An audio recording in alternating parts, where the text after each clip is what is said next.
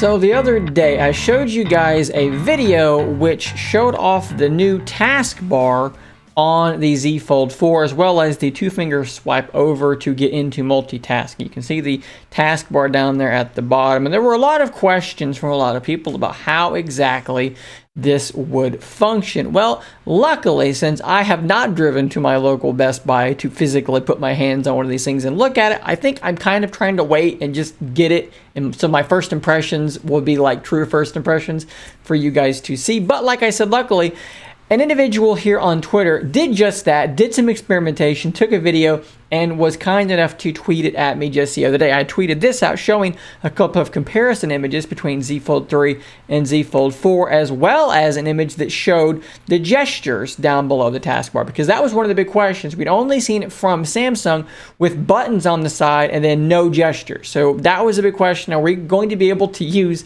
navigation gestures with this new taskbar? The answer is, of course, yes. But like I said, this individual, let me scroll down here. Montrell was kind enough to send it over. By the way, he said, beware, I have huge hands. The phone looks tiny, but it's not. My Lord, Montrell, you are not kidding when you say you have huge hands. My goodness. Okay, anyway, scrolling back up to his video here, there's a lot to actually break down from this. Let me just actually grab the raw video. All right, let's just kind of go through this and see exactly what we're looking at. So he's in the settings here. You can see the taskbar as we mentioned it. There's an app drawer there. There are your pinned applications down there. There's a recent application, looks like the Play Store. It will keep like the last 3 recents there as well.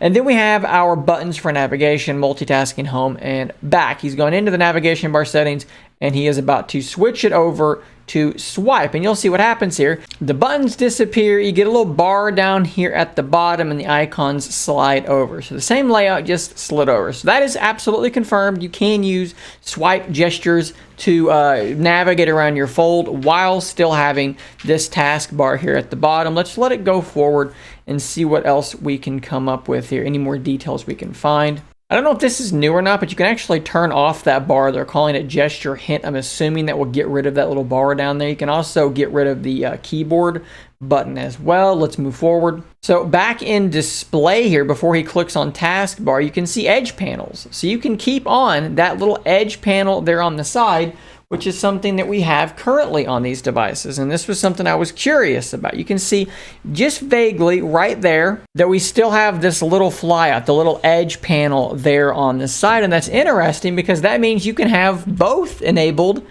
at the same time. I wonder if you can still pin this one and literally have a taskbar on the right and a taskbar on the left. That is a little bit odd. He's going to click on taskbar though to get into this, and there are some settings. You can turn off the recent apps, show and hide with touch and hold, so you can actually minimize it. You can long press and it will go away. And I think you can like swipe up down there at the bottom to make it come back up, or maybe you touch and hold somewhere down below. And if you're just wanting to see a gesture being used on top of the taskbar, he swipes up to go home here and it works exactly as you would expect.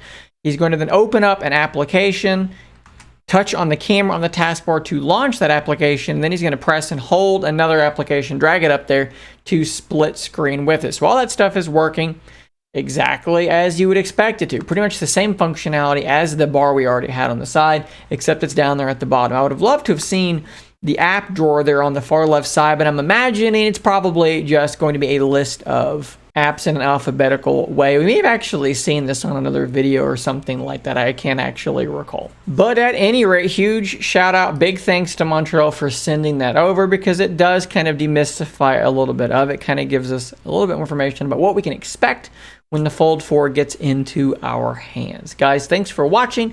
Don't forget to subscribe should you be in the market for purchasing a device like the Fold 4. Affiliate links are in the description down below. Please do use those to help support the channel. I'll see you on the next one, and until next time, stay nerdy, my friends.